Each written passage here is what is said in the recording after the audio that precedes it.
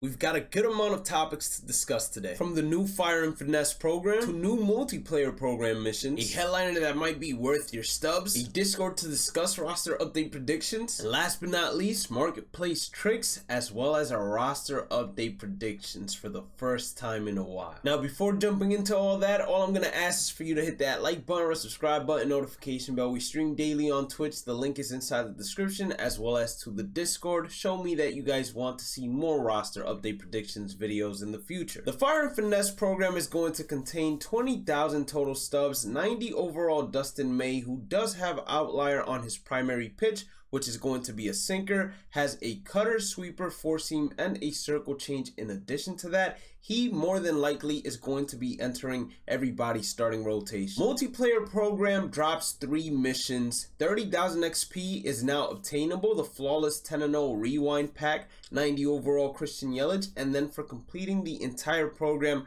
50 additional standard packs and a chase pack, because this is a bundle. The missions to complete it are pretty simple: singles, doubles, innings pitched with starters, relievers, and then getting on base, which you're doing whenever you hit a single or a double. And then last but not least, parallel XP with Christian Yelich. You can do all of this in the new event that dropped today that features silver hitters, pitchers, and 2024 Silver Slugger winners, meaning that Christian Yelich that you can obtain inside the program. Inside of the show shop, we got a new headliners, and that's basically it. Willie Stargell, left-handed hitter, thrower, can play left field, first base, and right field, has 125 clutch. To me, this guy is better than Christian Yelich. Before diving into the fruits of why you're here, it is important to know the quick sell values of cards inside the game currently. Yes, it says MLB The Show 21-22, but this is still true today in terms of what they were changed to. You can find this as well inside of the Discord. I'm going to explain a marketplace trick that you can do, but it's a long-term investment. Just listen carefully. I'll try to dumb it down so everyone understands. So let's say you believed Garrett Crochet was going to hit diamond, which means 85 or higher. Quick sell for an 85 is 3,000 stubs, and as you go up, the quick sell increases. Once a player is upgraded to a diamond, you could no longer create buy orders below the quick sell value of that upgrade. So right now, his quick sell value is 1,200 stubs. You could not create a buy order lower than that. Once he hits diamond, you would not be able to create a buy order lower than 3,000 stubs if he's an 85, and then it's higher if he's an 86.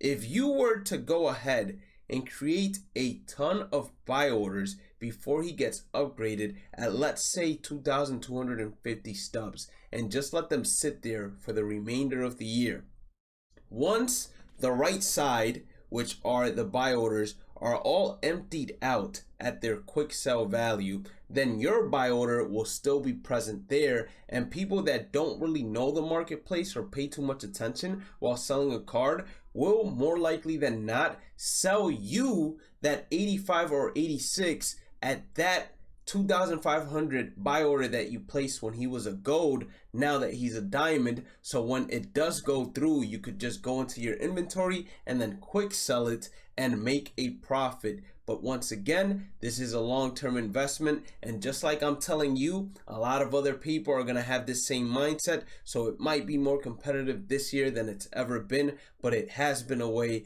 people have been able to make stubs at no cost. Also, when it comes to creating a ton of buy orders, one of the best things to use is the companion app on your phone and setting up an auto clicker. I won't get into it because every phone is different, but you could learn it yourself if you want to save some time. Last but not least, marketplace trends for roster updates. Usually, the high overall Live Series diamonds, they tend to go up in price because people hit on their investments and then they want to complete the collections. So the supply and demand of high Live Series diamonds decreases because a lot more people are going to be demanding it, and the supply decreases because a lot more people are going to be buying it, obviously. One thing that happens is, let's say you have a player predicted to go diamond and he doesn't go diamond. People usually sell him off there, and he usually sells off at the quick sell value of whatever he ends up at. So if it's an 81 that ends up being an 84, he'll sell at the quick sell value of an 84. And more oftentimes than not, that's probably the best time to go ahead and invest in that player that didn't hit the predicted overall, as that is probably going to be the cheapest that it's going to be. And if the player continues playing that way, he is going to increase in price. The same thing goes for really expensive bronze cards that then get upgraded to silver. A lot of people don't realize that even if it hits a 75, 76, 77 at 100 plus stubs, you generally aren't making a profit on these guys. So buying them at their bronze prices isn't ideal, because they tend to always crash towards whatever the quick sell value is of their new overall. So without further ado, it is time for roster update predictions. Keep in mind that this is all pure speculation. Invest at your own risk. The hitters, I did it based on MLB leaders board for OPS, and the pitchers, I did it based off of whip for this time, since I was already late to the party and everything. But for the next roster update predictions video, I'm going to be early. That's going to be one. And number two, I'm going to be using a different website as well as a different category to go ahead and get my 25 to 30 players that I'm going to predict for you all. We are starting it off with Aaron Judge.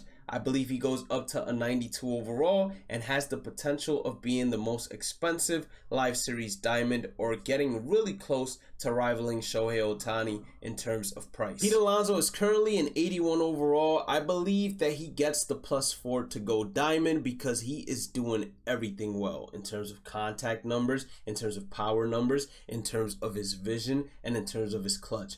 All of his numbers are astronomically higher than they've ever been before. If you guys want me to get more into detail, go into the Discord and you'll see the spreadsheet where it will go ahead and tell you what attributes I think are going down, what attributes I think are going up, and it gives you my predicted overall, which I'm telling you right now is going to be Diamond for Pete Alonso. Corbin Carroll, 83 overall. I have him at an 85 to 86 overall. I'm leaning more towards the 85 overall than 86 overall. All of these guys have different price points from when you're going to be seeing this video. So you need to be able to tell yourself whether or not A, it's a long-term hold for you, and two, if you find value in getting, let's say, 10 stubs per sell at their quick sell value if he hits an 85, or if you find value in getting, let's say, 500 stubs per quick sell if he hits an 86. Fernando Tatis was one that I had predicted up to a 90 overall. Right now, I have him as a coin flip to either get a +1 to an 89 or a +2 to a 90, but he more than likely is going to be one of your first diamonds that go from an 88 to a high tier diamond of a 90 plus. Marcell Ozuna is a sneaky investment because I don't think he's going to hit an 85 overall this update, but I do see potential in him eventually going diamond, especially if he picks it up against lefties. He is not selling for too much either. He's close to his quick sell value. So if you're able to invest in him at around 1,250 stubs, I'd hold on to him because he does have that diamond potential. Cedric Mullins, I'm predicting him to go gold, 80 to 81 overall. I'm leaning more towards 81 overall. Kyle Tucker, I have him going from an 86 to an 87, 88. I'm leaning more towards 88 overall. From the Rays, Jonathan Aranda, I believe he goes from a 65 to a 69 or 70. The quick sell value at that overall is still 25 stubs, and his buy now, sell now is 66.82. So this is a great example of someone that you would not want to buy, because once he does get upgraded, he more than likely is going to drop back down in price closer to his quick sell value than what he's selling for currently. The same thing is going to apply to Tyler Soderstrom. 65, I see him going from a 73 to a 75. It's possible, but even then, the quick sell value for him is going to be 50 stubs at the high point of a 75 overall. He's selling for 408, 329. It's just not worth it currently. Alex Bregman, 81, have him going up to 83. He is one of my long-term holds. I believe there is value in him to eventually hit diamond. He just really needs to pick it up against lefties in terms of power. Michael Bush, 71 overall. I see him going up to 73, 74, potentially 75, but I really have him more 73, 74. do not buy him, as similar to Jonathan Aranda and Tyler Soderstrom, after the update, it's probably going to be better to invest in him there. Jung-Hoo Lee, 77, I have him going gold. 80 to 81 overall. I see him also as a long-term hold value. Nationals, James Woods, 74 to 77 overall. Long-term hold value. Do not buy him at his current price. George Springer, 76 to 79 overall. 79 he sells for 150 stubs.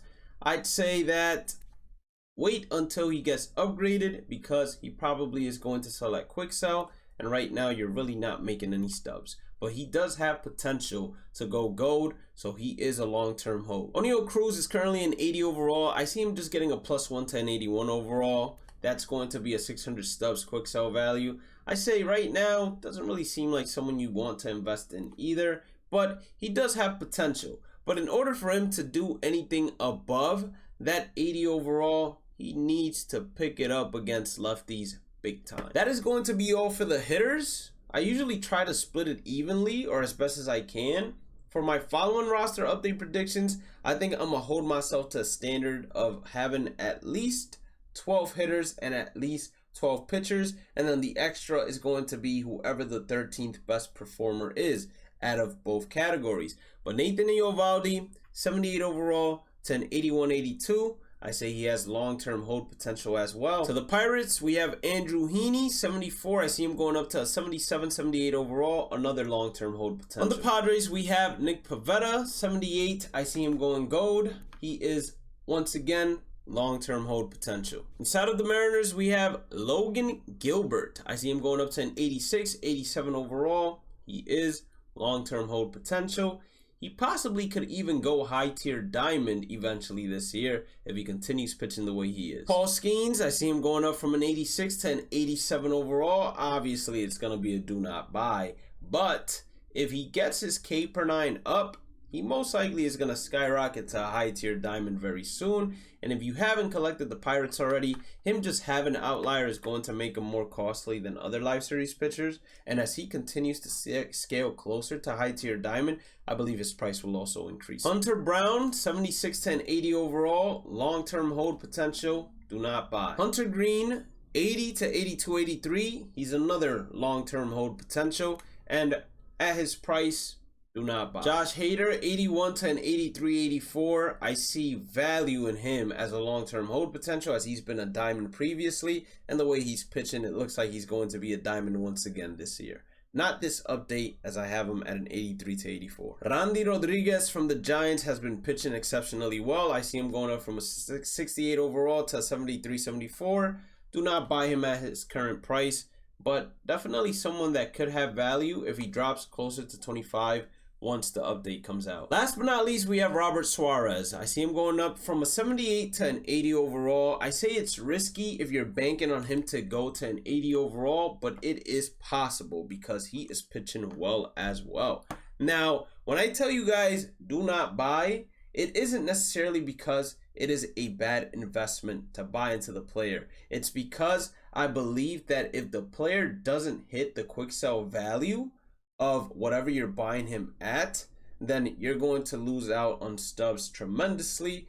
And if it's someone you wanted to get rid of after the roster update, unfortunately, you will not be able to do that. Instead, you're just going to have to hold on to that player until he brings more value than his quick sell value. So you're basically banking on the player to get upgrades within the following month from that time he got upgraded, and that is not very likely unless the player stays very hot. Like I said, this is my first roster update in a very long time. I think it's been years, so I'm a little rusty at this, but trust me, the next ones that are going to be coming out are going to be 10 times better. So make sure you subscribe, hit that notification bell so you don't miss another video, and check out the description for the Discord, Twitch, and other social media links. If you did not see a player that you have invested in, it does not mean that that player is not going to get upgraded, and it does not mean that that player is not a hot player to invest in. It just means that based on the leaderboards that I looked at, the player wasn't one of the first, let's say, 20 players